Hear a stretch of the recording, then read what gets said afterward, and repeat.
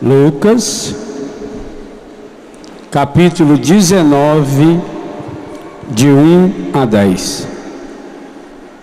Jesus entrou em Jericó e ia atravessando a cidade.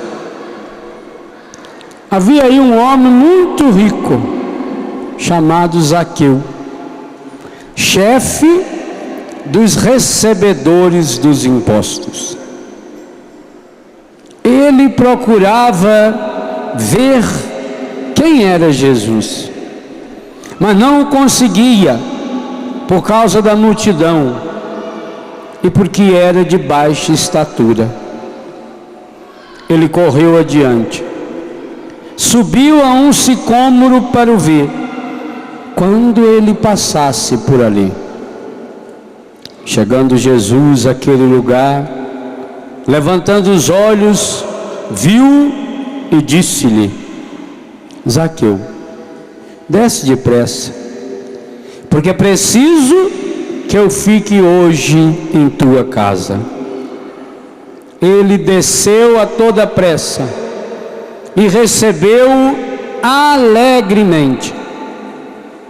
Vendo isto, todos murmuravam e diziam: ele vai hospedar-se na casa de um pecador. Zaqueu, entretanto, de pé diante do Senhor, disse-lhe: Senhor, vou dar a metade dos meus bens aos pobres, e se tiver defraudado alguém, restituirei 4 vezes mais. Disse-lhe Jesus: hoje a salvação entrou nessa casa, porque também ele é filho de Abraão, pois o Filho do Homem veio procurar e salvar o que estava perdido. Palavra da salvação.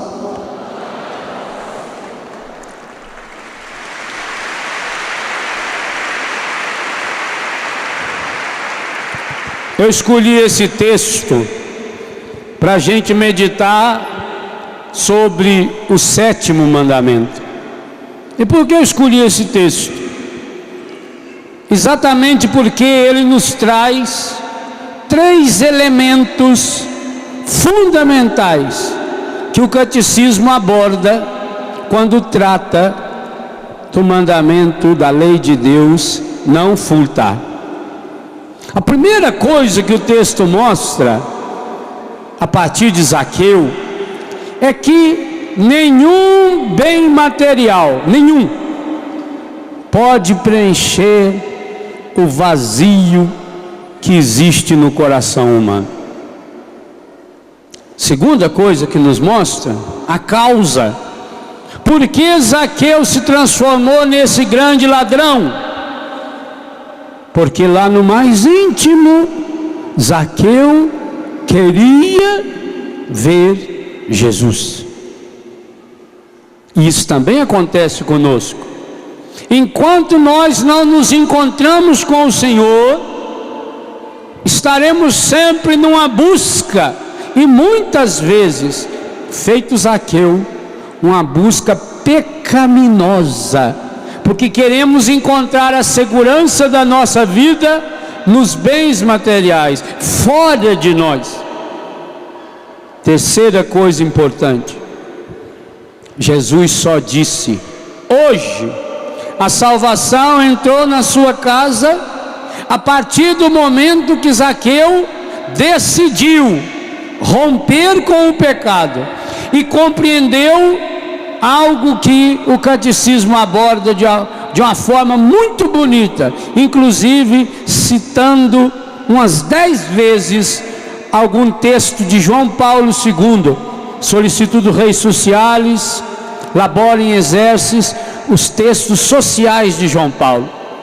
Quando ele diz que vai distribuir os bens dele aos pobres, pesa sobre cada um a responsabilidade social pelos bens que tem. Meus irmãos, por que as pessoas roubam? As pessoas roubam porque os bens que Deus deu para todos e para cada um de nós estão sendo usados de forma egoísta. Muitas pessoas roubam por fome, por desespero, em consequência das injustiças da sociedade. E a pessoa muitas e muitas vezes, não tendo outro caminho, a pessoa acaba caindo para esse caminho terrível da violência, dos furtos, dos assaltos, dos sequestros, aonde a vida humana não vale mais absolutamente nada, em troca do dinheiro que eles ficam desesperados, ficam planejando. As penitenciárias não sabem o que fazer, por exemplo, com esses criminosos grandes que estão nesses grandes centros, e de lá, através da telefonia celular, continua comandando o crime, fazendo o ser humano ser moeda de troca, principalmente em função do tráfico das drogas. Ah, meus irmãos, quando uma pessoa, deixando-se dominar pela cobiça, deixando-se dominar pelo poderio dos bens materiais, perde por completo o sentido da sua vida. E aí, feito Zaqueu, acontece um processo muito interessante e terrível. Quanto mais a pessoa tem, mais a pessoa quer ter, mesmo percebendo que o excesso de bens materiais é muito mais grave do que a carência dos bens materiais. É engraçado, às vezes pela profissão até, a gente é obrigado a conviver com pessoas muito ricas. Eu até hoje não conheço, se aqui tiver, por favor, me apresente. Eu até hoje não conheço nenhum rico que seja feliz. Você vai numa mansão de gente rica, o filho não está lá, o pai não fala com o filho, o marido já está na quinta amante, a mulher se contenta com as joias, encher-se de joias, de coisa, para mostrar para os outros. As roupas, só roupa de marca. Aqui no Brasil já tem lojas que vendem essas roupas caríssimas, né? Uma calça jeans que chega a custar R$8.000. Quem compra está em pecado mortal. É contra o 7º mandamento. Isso é pecado. O ser humano tem que investir na decência. Mas pensa, para quê? Para que você precisa de quantos pares de sapato? Você não anda de 4, então você não precisa, basta 2. O apego aos bens materiais. A pessoa passa a vida construindo e fazendo. Hoje em dia, inclusive, há uma mentalidade que não precisa nem ir longe aqui de Cachoeira para ver, a mentalidade das coisas grandes. A construção civil hoje, então, entrou nesse campo para valer. Aquelas casas, aquelas mansões com a telha pintada, aquela casa imensa, luta não sei quanto tempo para construí-la, e o tempo passa rápido demais, principalmente no final do disco.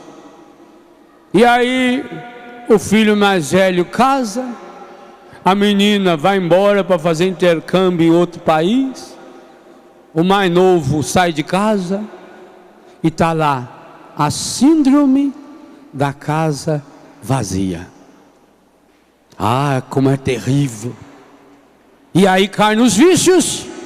Sempre ligado ao problema financeiro são os vícios. Porque aí o marido, para suportar o vazio interior profundo, precisa cair na bebida. A mulher, para suportar a dor existencial profunda, cai na droga, cai nos antidepressivos. Tem tudo. Tem uma bela conta bancária, joias maravilhosas, roupas de marca em excesso, basta abrir o armário, está mofando, e a pessoa está vazia. Por quê? Zaqueu descobriu: nada nem ninguém que esteja fora de nós pode preencher o vazio do nosso coração. Hoje está uma palavra de Deus para mim e para você, nos dizendo: Deus não nos condena. Talvez muitos de nós aqui já tenhamos passado pela experiência terrível de cometer esse pecado, de ir na busca da segurança dos bens materiais. Mas é preciso que a gente encontre-se com Jesus, mesmo que seja nesse último dia do ano, nessas últimas horas. Cada um de nós precisa ter a coragem de repensar a nossa relação com os bens materiais em função da graça e da palavra de Deus. O sétimo mandamento está nos ensinando como nós precisamos nos relacionar com as coisas. Não é pecado ter coisas. Inclusive não é pecado se você pode ter uma bela casa, se você pode ter roupa boa, se você pode ter um automóvel bom. Não tem pecado nenhum nisso, desde que não seja fruto do roubo, desde que seja consequência do trabalho honesto, da economia. E aqui, meus irmãos, principalmente vivendo com dependentes químicos, eu fico muito preocupado com o que muitos pais estão hoje preparando para os seus filhos. Porque infelizmente, a maior parte das nossas crianças e dos adolescentes estão sendo treinados para serem ladrões. Porque os pais não ensinam o valor das coisas. Começa das coisas dentro de casa. Os pais não ensinam mais o valor da mesa, da comida. A criança começa a comer, não quero mais, larga. 5 minutos depois vem lá chorando, pede um danoninho. A mãe vai lá e dá o danoninho e jogou a comida fora. A criança, por onde passa, é um trovãozinho que vai arrebentando tudo e largando tudo. Está brincando, não quer mais brincar, larga o brinquedo. E a mãe, ou pior, quando obriga a empregada a ir lá e catar isso no chão, está criando um reizinho. Eu sou dono. Essa porcaria aí que estão trazendo para o Brasil, do Halloween, é bem isso. A criança chega e diz: ou você me dá doce, ou eu faço travessura. E ainda vestido de monstro. É o que nós estamos fazendo, criando pequenos monstros, que não têm nenhuma responsabilidade, que não ajudam em nada. O que custa uma criança aprender a ajudar a recolher a louça, a catar uma coisa jogada no chão, a fazer um pequeno trabalho dentro da sua casa, a arrumar a sua cama, a guardar os seus apetrechos de brinquedo ou de estudo? Nós estamos formando ladrões. Também porque hoje há uma mentalidade contrária ao trabalho. A pessoa quer ganhar dinheiro. Aliás, quantos agora decidem por essa ou por aquela faculdade? O critério é esse: qual a profissão que dá mais dinheiro com o mínimo de esforço possível? Como ganhar dinheiro?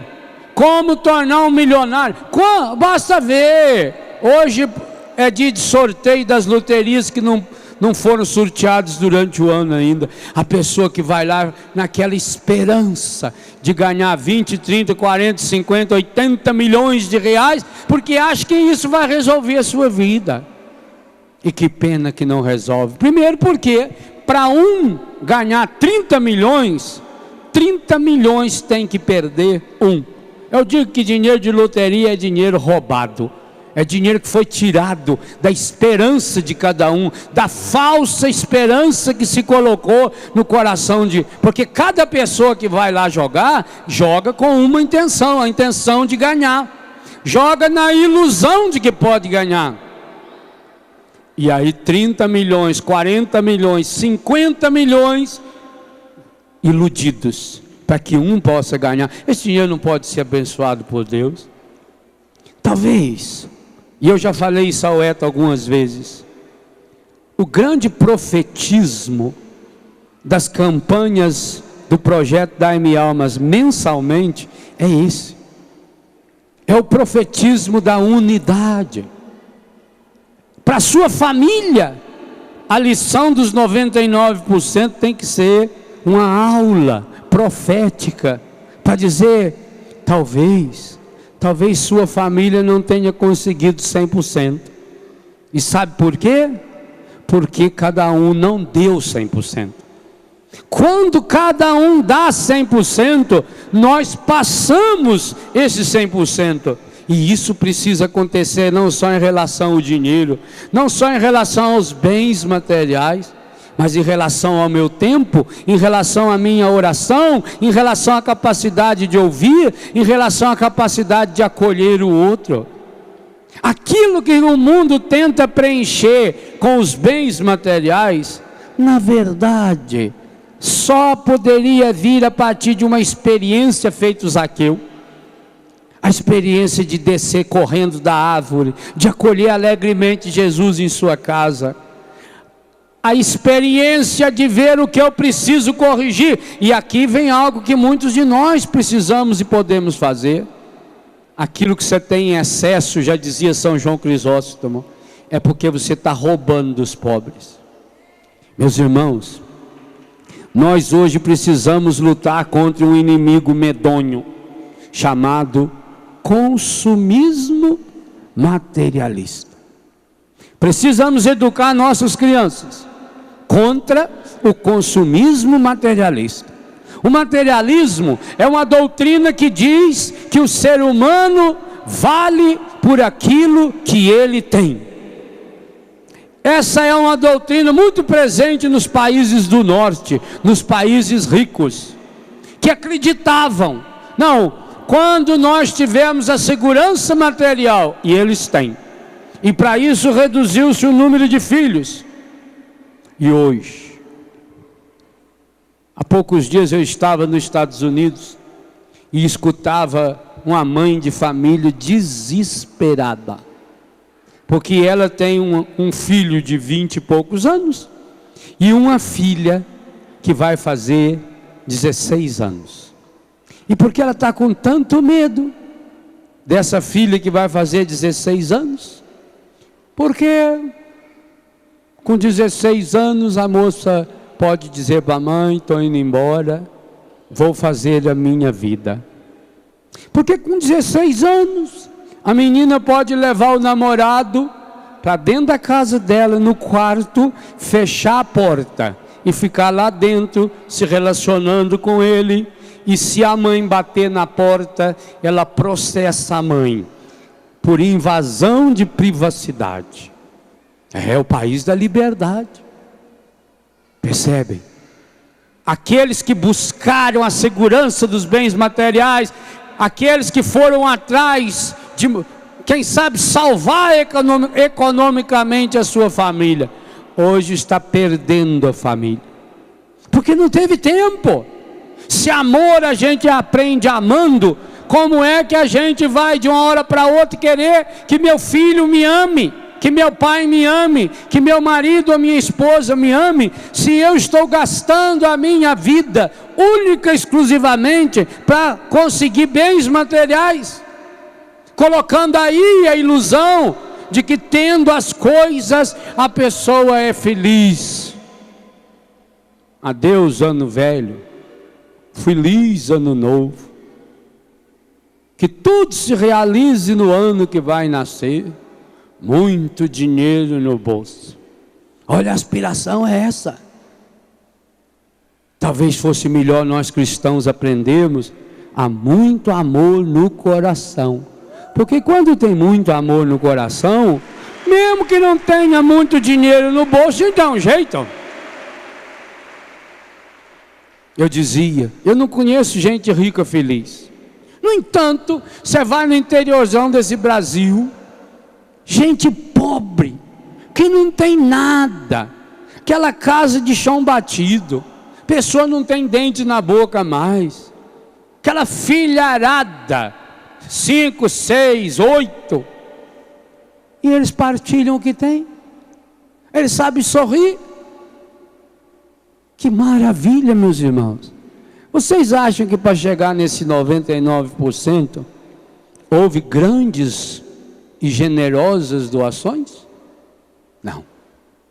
A grande maioria é gente que separou a sua moeda. Crianças, adultos. Olha que beleza, que coisa maravilhosa. Essas crianças que estão aprendendo a guardar o seu cofrinho. E pede, como uma menina aí de 7 ou 9 anos, que pede para quebrar esse cofrinho, porque quer dar esse dinheiro. Que coisa maravilhosa, que alegria para um pai, para uma mãe, quando vê a generosidade do seu filho.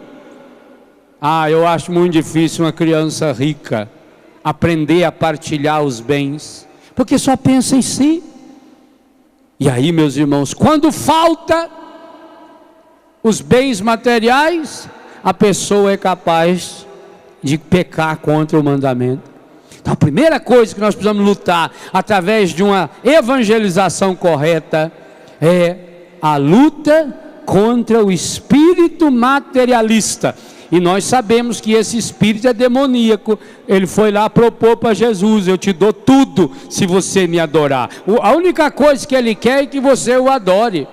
Quantas pessoas fazem trabalhos falsos espirituais para que fique rico? Faz pacto com o demônio para ganhar dinheiro, para ganhar bens materiais, compromete a sua salvação futura por causa da dependência aos bens materiais. Mas ao lado do materialismo, nós precisamos lutar contra um espírito que alimenta o materialismo, o espírito do consumismo. O consumismo consome. Quantos agora viram aí na época do Natal as propagandas, as lojas, os magazines imensos, os shoppings trabalhando dia e noite?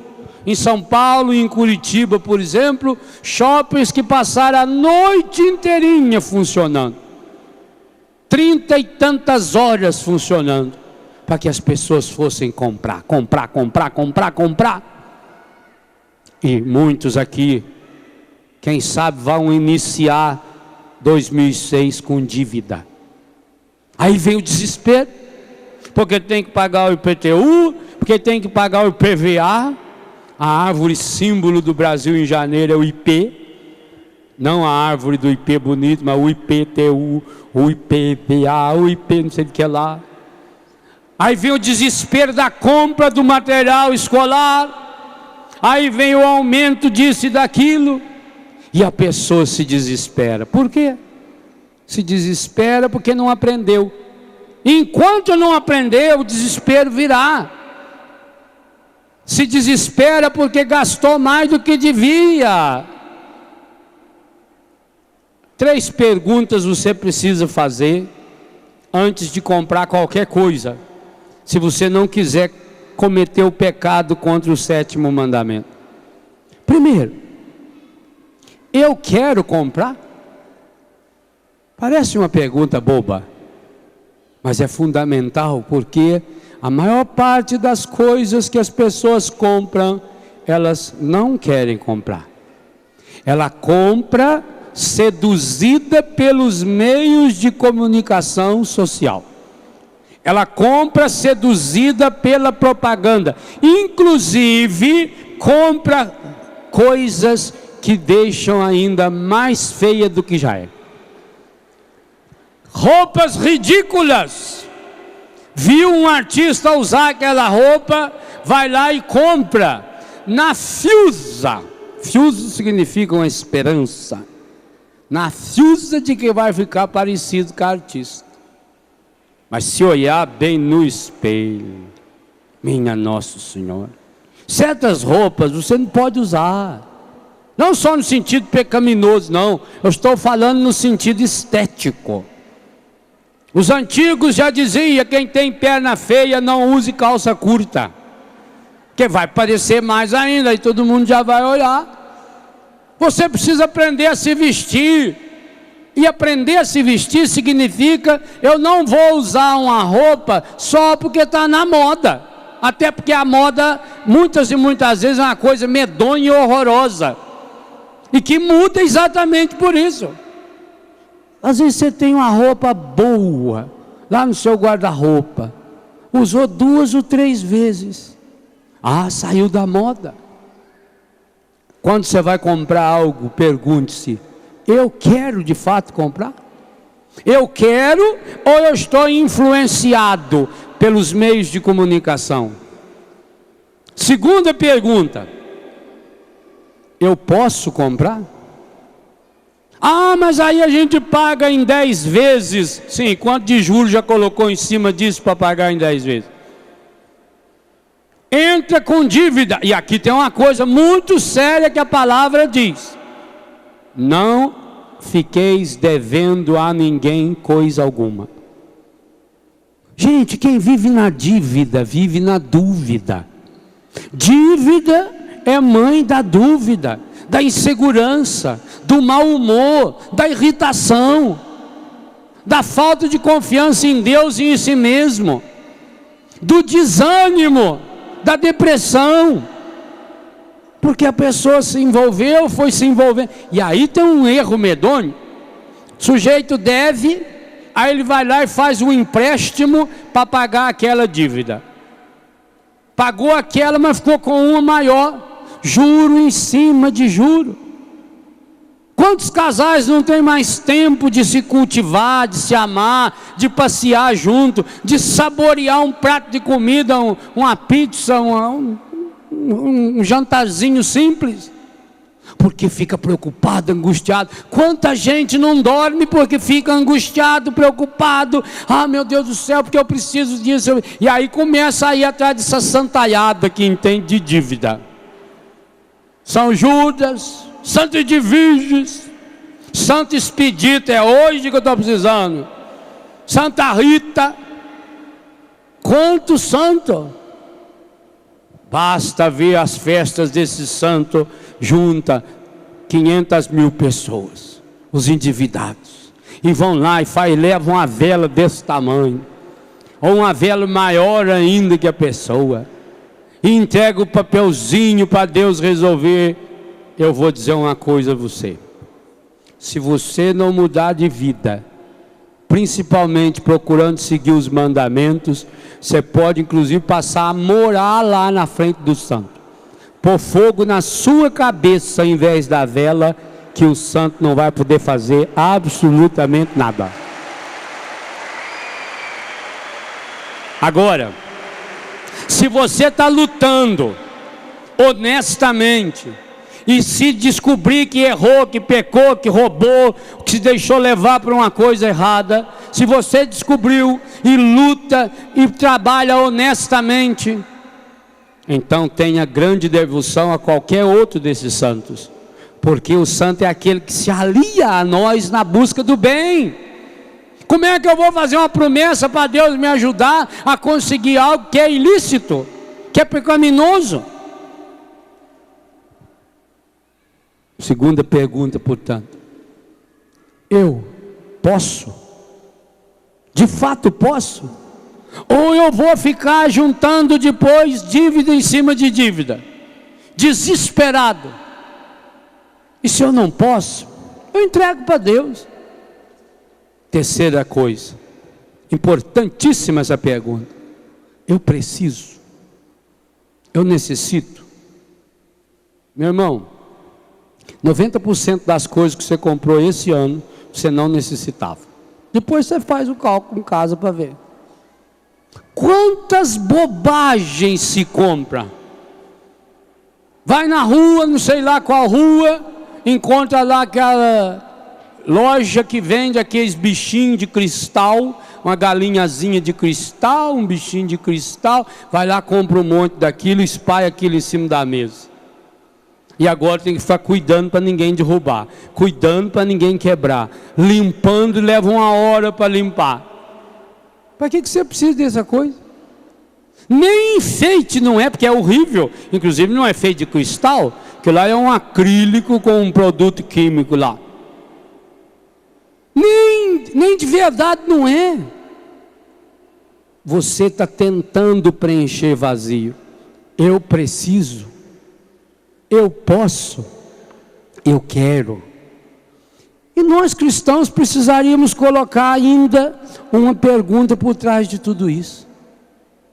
Isso que eu estou tentando comprar, tem a bênção de Deus? Ou será que eu poderia, numa generosidade, e aí vem a grande alegria da nossa vida, partilhar com alguém que não tem, com alguém que está passando fome, com alguém que está na miséria, com alguém que está clamando aos céus: meu Deus, eu precisava arrumar um dinheirinho para comprar remédio para o meu filho.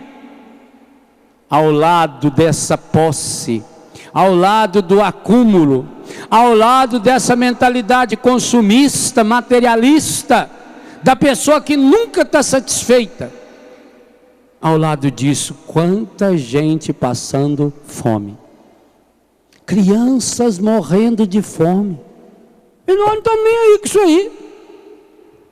Na hora que eu tiver um problema, eu saio desesperado aí, atrás da santaiada que entende de dívida, e eu peço é para mim: oh meu Deus, me ajuda, oh meu Deus, eu preciso disso, oh meu Deus, se o Senhor me ajudar, eu vou fazer isso, eu vou fazer aquilo, e enche de promessa. Mas quantas vezes Deus já colocou em nossa mão os bens materiais, que a gente podia usar para fazer o bem, para espalhar o amor e a graça de Deus, para realizar esse milagre maravilhoso que Jesus realiza no Evangelho que nós acabamos de ouvir, de ir até Zaqueu. E aqui vem uma coisa importante, que o Dom Alberto falava ao telefone durante a Santa Missa, que esse 1% é para que a gente use todos os nossos 100% para ir atrás dessa ovelha perdida. Meus irmãos, muitos Zaqueus, muitos que estão nos palácios, muitos que são milionários, têm esse vazio no coração, e nós precisamos fazer com que o Evangelho chegue até eles, para que haja de fato justiça social, que cada um vá se convencendo disso, de que necessita, o mundo necessita partilhar os seus bens, partilhar os seus dons. A palavra já diz: há mais alegria em dar do que receber, há mais alegria em partilhar do que em acolher para si. O mundo precisa descobrir. Muita gente não é feliz porque pensa que felicidade é ganhar alguma coisa. Quando eu ganhar aquilo, quando eu comprar aquilo outro, eu serei feliz. A Bíblia diz que a felicidade é dar, é gastar-se, é perder-se diante de Deus, é ser essa vela que acende no altar e que se desgasta para dar luz. Todo mundo conhece a historinha de Madre Teresa de Calcutá, que cuidando daqueles doentes, gastando-se por aqueles doentes, quando o primeiro-ministro de um país rico, visitando a Índia, foi ver o trabalho dela, e disse para ela: irmã, vou confessar uma coisa, senhora, por dinheiro nenhum no mundo, eu faria o que a senhora está fazendo. E ela, com aquele sorriso peculiar, olha para ele e diz: por dinheiro eu também não faria. Olha, a alma que entendeu.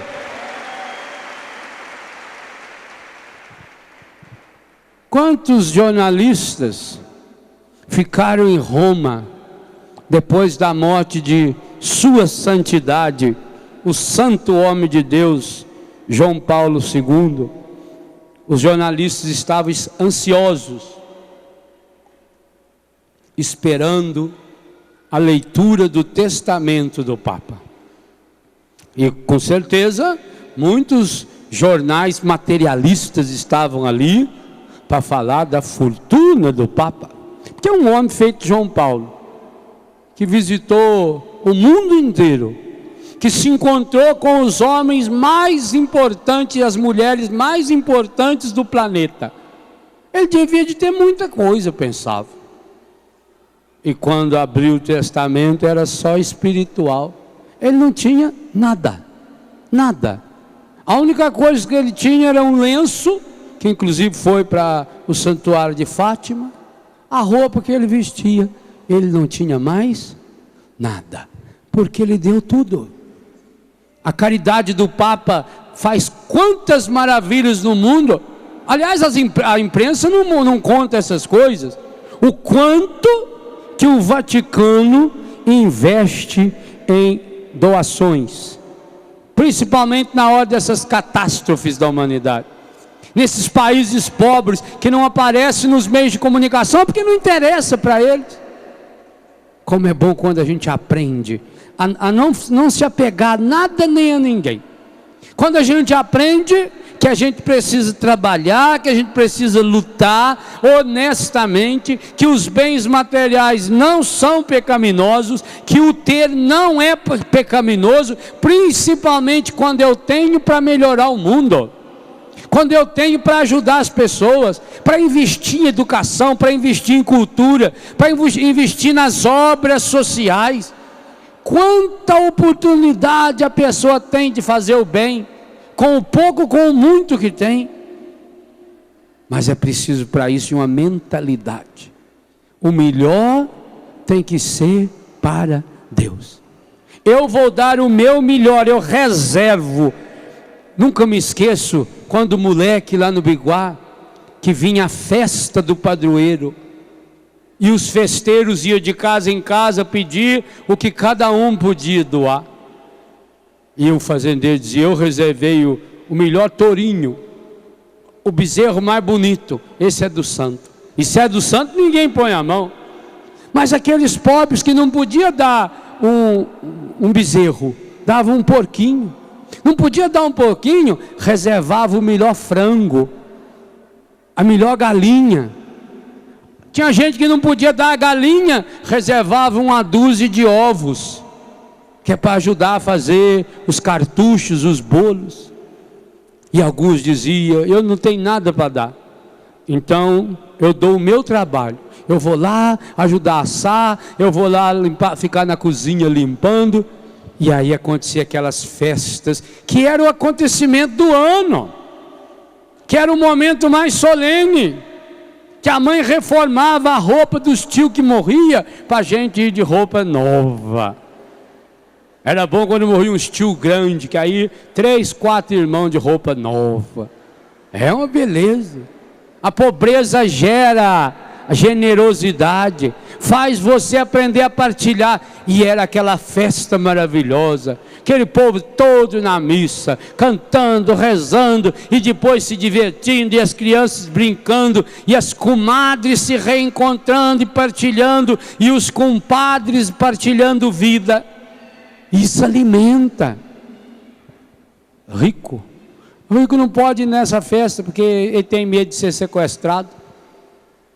Ele não tem laços com ninguém, ele não tem como partilhar. Eu já disse que até festa de rico é horroroso, porque rico não come. Vai lá na festa, aqueles homens com aquelas roupinhas bonitinhas assim, parece um pinguinzinho, e eles vêm lá com aquela bandeja de prata, chega lá, é só umas bolinhas assim que tem, e a pessoa pega o pauzinho e fisga uma daquela e fica meia hora ali comendo, mastigando. Aquilo é bom você pegar um punhado assim, esconder dentro da mão. Isso é uma técnica que eu estou ensinando para você. Você treina na jabuticaba, põe umas 5 jabuticaba, baga a mão e vai soltando aqui, ó. A pessoa pensa que você está naquela anterior ainda, já está na nova. Bom é festa de podre. Você chega na casa de um pobre, eles estão fazendo aquela festa, aquela alegria, e ela já fala, entra para dentro. Olha que beleza, que entrar para fora não tem jeito. Entra para dentro, e senta, e arruma já uma mesa, e a pessoa está junto, come junto. Gente, esse é o valor da partilha. Esse é o valor do bem material usado corretamente. Mas se você não partilha o que você tem, para que você tem? Talvez hoje Jesus queira dizer para cada um de nós, hoje a salvação entrou na sua casa. Mas que coisa interessante. Por que Jesus não falou isso logo que ele chegou na casa do Zaqueu? Por que ao entrar na casa, ele não disse, Deus abençoe, hoje a salvação está entrando na sua casa? Porque a salvação de Deus, que é um dom de Deus, que é uma graça de Deus, que é um presente de Deus, é consequência de uma aceitação pessoal. Nossos irmãos evangélicos gostam de fazer isso, pentecostais. Você aceita Jesus como Senhor da sua vida? Você aceita Jesus no último dia desse ano como seu Salvador pessoal, significando que você tem consciência de que sem Jesus você não consegue, de que sem Jesus você vai afundar cada vez mais? Você aceita Jesus como Senhor e como Salvador da sua vida econômica, dos seus bens materiais? Você aceita consagrar todos os seus bens materiais a serviço do reino de Deus? Porque você não leva nada, gente. Você já viu que a criança quando nasce, ela nasce com o bracinho abertinho assim. Você olha no berço, já está lá com o braço aberto. É como se ela estivesse dizendo, o mundo é meu, eu vou pegar o mundo para mim. E já notou quando morre? Vai com os dedinhos assim, ó. Estou levando nada. Fica tudo. Vai acontecer isso com você também. Você vai estar deitado, a mãozinha assim, para disfarçar, vamos botar algumas flores. Mas a mão sua está lá. E não adianta enrolar terço nessa mão, se você não aprendeu a rezar terço em vida. Não adianta querer abrir essa mão se ela foi a vida inteira fechada. Não adianta. Você não sabe quanto tempo vai demorar para juntar os dedos de novo. Tudo que você tem, você vai perder. Tudo. Inclusive as pessoas na sua vida. Tudo. Não sobrará absolutamente nada. Você vai perder tudo. Você tem muita terra, vai perder. Aliás, você vai servir ainda para dar briga. Quantos e quantos irmãos deixaram de se falar no velório do pai, no velório da mãe? Nunca mais se falaram. Porque um queria aquele metro de terra que tinha lá na beira, o outro queria aquele, o outro queria o mesmo pedaço de terra. Irmão, o pai morreu, morreu também a amizade familiar, e não se fala mais. Passa anos, e cultivando e renovando a mágoa no coração.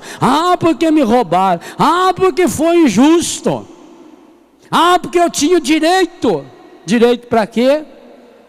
Para acumular, e depois morrer, e vai morrer, e deixar filho brigando, e morte, assassinatos. A igreja defende o direito à propriedade privada.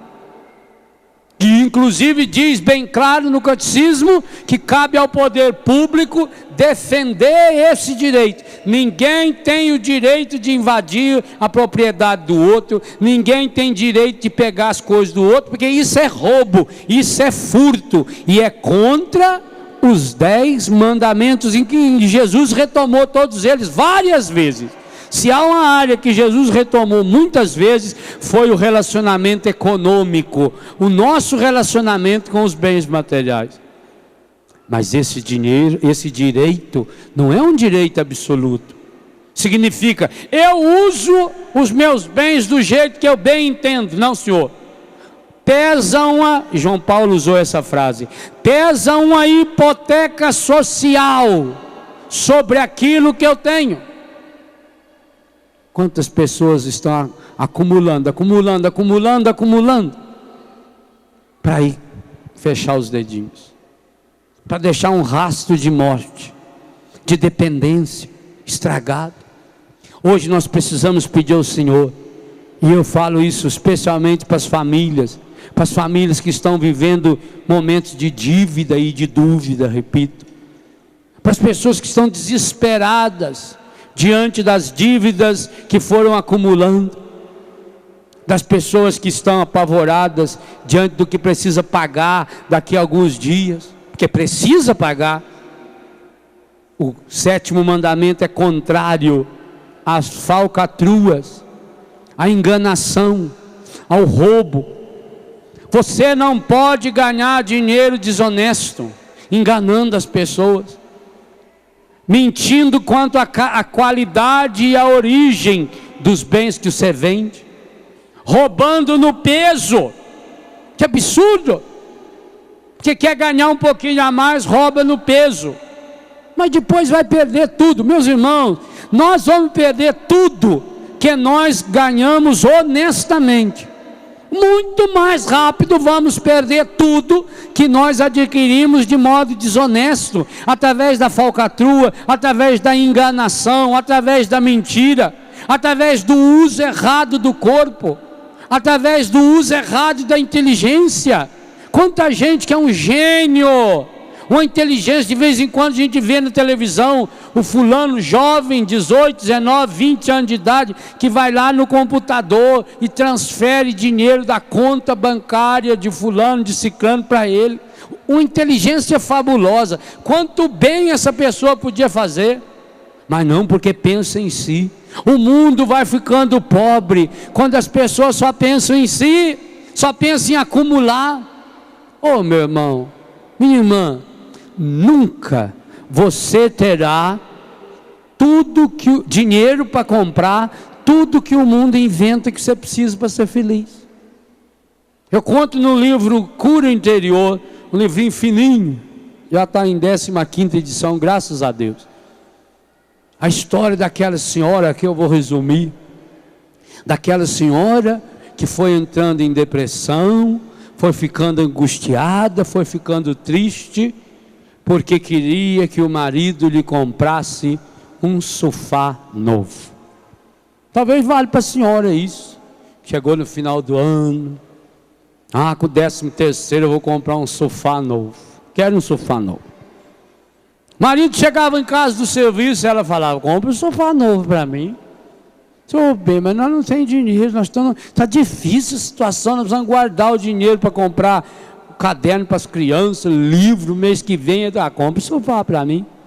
Mulher, quando põe uma coisa na cabeça, meu filho, pode esquecer. Ela vai conseguir. Compra um sofá novo para mim. E esse homem foi ficando irritado, preocupado, chegava em casa, ela já não se cuidava mais, aquele cabelo, aquela gadeia feia, cabelo bandido. Sabe o que é cabelo bandido? Se não tiver preso, está armado. Isso é um perigo danado. Que cabelão sem bandido, armado, medonho. Não raspava mais nem o sovaco. Aquele foi ficando desmanzelado, relaxado. O marido queria até dar uns beijos nela. Compra um sofá novo para mim. Ele vinha na cama deitar com ela. Vai deitar lá no sofá. Que é a coisa horrorosa, já comprou um sofá novo para mim? Ele foi ficando que não aguentava mais. Falou, eu vou ter que comprar o sofá para essa mulher. Aí um dia ele saiu mais cedo do serviço, chegou em casa, falou, vamos tomar um banho, que nós vamos lá na loja comprar um sofá novo. Foi uma transformação. Que a mulher, quando ela não quer, ela leva 2 horas para se aprontar. Quando ela quer, 2, 3 segundos no máximo, está arrumada, sobrancelha arrancada, batom passado. Está aqui no espetáculo. Já estava prontinho, antes dele. For na loja. Escolha o sofá. Ai, que alegria. Como a alegria de uma pessoa custa pouco. Um sofá novo. Comprou o mais bonito que tinha na loja. Que a mulher parecia uma criança. Ela chegou em casa, ela limpou a casa inteira, abriu a janela, a porta e ficou olhando na esquina que hora que o caminhão vinha trazer o sofá. O coração dela palpitava. Meu sofá novo. Pôs no meio da sala aquele sofazão assim, aqueles 2 sofazinhos, irmãozinhos que vêm juntos, os geminhos já do lado. E ela sentava naquele sofá e ela pulava assim do lado, pulava do outro. Ela deitava, ela passava a mão, ela alisava o sofá. Sabe que coisa mais boa? Telefonava para as vizinhas e vem tomar um café aqui em casa para ver o sofá. Deixava a porta aberta, logo cedo ficava varrendo e cantando, para quem passasse na rua visse o sofá. Que alegria! Como é maravilhoso! Inclusive o marido chegou do serviço, já estava lá no sofá. Uma camisola chique. E aí que ele ficou mais satisfeito ainda. Oh, beleza! Se eu sei disso, eu tinha comprado já o sofá há muito tempo. Isso é uma maravilha. Ficou alegre, a mulher estava alegre, feliz, se cuidando. Maravilha. Passou uns 15 dias, ficou triste. Aí o marido chegou. Vai bem, que você está triste? Repare bem o sofá. É lindo, foi claro que é lindo, foi eu que comprei, eu que escolhi. Então, homem não observa detalhe. Este sofá não combina com o tapete. Mas então por que você não comprou um sofá que combinasse com essa porcaria desse tapete? Tira o tapete. Eu quero tirar mesmo, mas quero que você compre um tapete novo para mim. Falei, mulher, nós pagamos uma prestação do sofá até agora, compra um tapete para mim. Que adianta a gente ter um sofá novo e o tapete velho? Compra um tapete para mim. Ele, como já sabia no que aquilo daria, aproveita, vai lá na mesma loja, a gente compra lá, aí depois já paga as prestações junto. Vamos comprar o tapete. Aí ela escolheu um tapete bonito, tinha umas manchas assim do lado da mesma cor do sofá. Ai, que lindo. O marido chegou em casa, ela estava sentada no tapete, com a cabeça assim no sofá, alisando. Ai, que alegria. Como a alegria custa pouco, um tapete. Por causa de um tapete ela estava feliz agora. Que bom, importante é a felicidade da minha alegria. Mais vale o sorriso no rosto do que o dinheiro no bolso. Foi bem vestido, comprei o tapete, que alegria. 15 dias, 20 dias, ela estava triste. Bem, o que houve dessa vez? Cortina. Não se usa mais esses babados de cortina horroroso antigo, cheio de renda. Não usa mais isso não. Agora tem que ser uma cortina reta. No máximo você pode ter aqui uma faixa que combine no tom, mas não pode ser da mesma cor também não. Não é geminho que vão para a escola? Compra uma cortina nova para mim. E depois da cortina, televisão. Agora eu quero uma televisão, tela plana, com controle terremoto, assim que aperta ele já vira sozinho lá. Agora eu quero um DVD. Antigamente era um vídeo. Esse tempo uma senhora falou para mim, pai, estou juntando dinheiro para comprar um vídeo. Falei, minha filha, não existe mais vídeo não.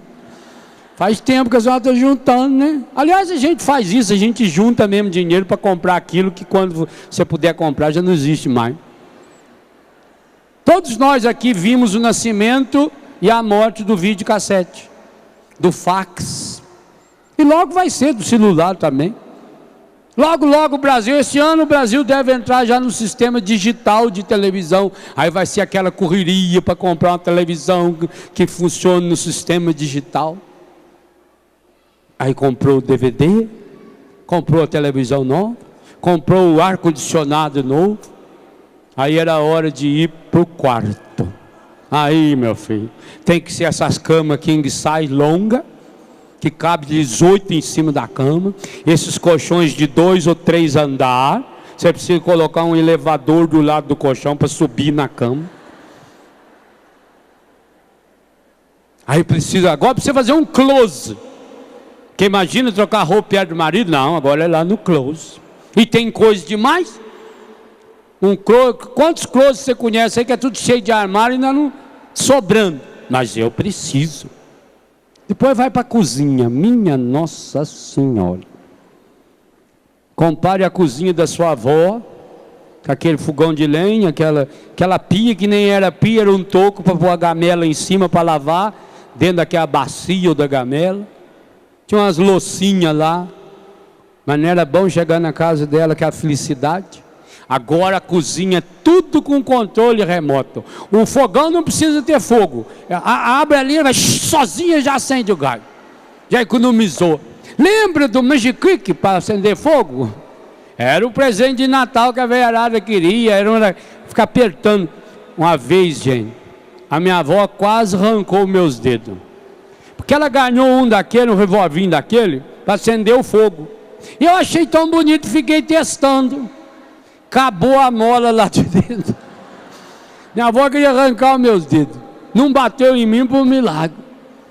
Hoje não, hoje o fogão já acendeu ali, ele sozinho. Tem forno autolimpante, tem o micro-ondas, tem a geladeira que derrete o gelo sozinho, que você não precisa mais cuidar. Tudo a maravilha. Um triste dia o marido chegou em casa. A casa reformada, o carro novo na garagem, banheiro que era uma beleza, com hidromassagem, com tudo. Mas ela estava lá no sofá, o velho sofá. Tinha tomado tanto remédio que tinha morrido fazia algumas horas. E o triste dessa história, como eu digo lá, é que não foi eu que inventei essa história. Eu só esquematizei. Essa tem sido a história de muita gente, inclusive alguns entre nós, que colocaram a esperança da sua vida no ter, que roubam de Deus, de si mesmo e dos outros, que nunca se contentaram com o que tem, porque o que está fora não pode preencher os vazios aqui de dentro. Põe a mão no seu coração e peça: Senhor, no último dia desse ano, no início dessa tarde, do último dia desse ano, eu peço a graça, Senhor, a graça de saber me relacionar com os bens materiais. Senhor, eu quero renunciar a todo espírito de roubo, de furto, de acúmulo. Feito Zaqueu hoje, Senhor, eu peço, entre, Senhor, na minha casa, entre, Senhor, na minha vida, entre, Senhor, no meu coração. Ajuda-me, Senhor, a compreender que nada nem ninguém que estejam fora de mim pode preencher os meus vazios. Ajude-me, Senhor, a compreender o valor dos bens materiais, o valor do trabalho honesto, Senhor. Dá-me, Senhor, a graça de ser generoso, generosa, e aprender a partilhar os meus bens. Sim, Senhor, que o Senhor me abençoe de modo especial nesse ano, para que eu possa acabar com as minhas dívidas e ainda ajudar, Senhor, ajudar as obras de Deus, investir nas obras de Deus, ajudar a evangelização, ajudar as obras sociais, ajudar as pessoas pobres, ajudar a levantar, Senhor, esse mundo decaído e estragado pelo pecado. Senhor, dá-me a graça hoje de ser uma pessoa livre do espírito materialista e do consumismo encardido, que leva-nos, Senhor, a esse apego desordenado, a buscar a alegria somente no ter. Dá-nos, Senhor, hoje a grande graça de buscarmos em primeiro lugar o Seu reino, na certeza de que tudo mais virá por acréscimo.